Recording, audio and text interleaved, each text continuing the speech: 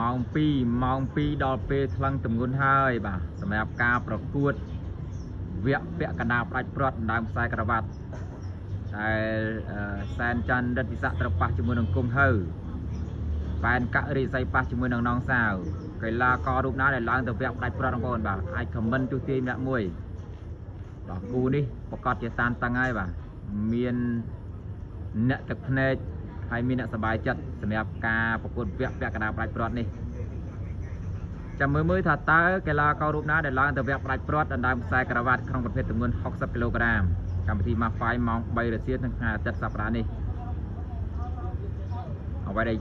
ខ្ញុំចង់សនំពរបាទទៅដល់បាទគណៈ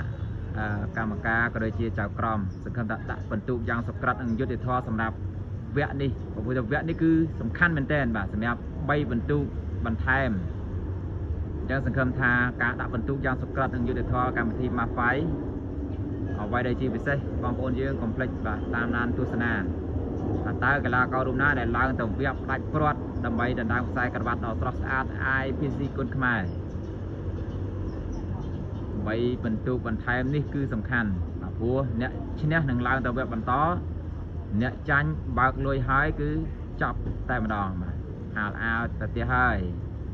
បាទអញ្ចឹងអាចខមមិនអ្នកមួយមើលចាំមើលថាតើកីឡាកររូបណាដែលឡើងទៅវគ្គផ្ដាច់ព្រាត់អរគុណសម្រាប់ការខមមិននិង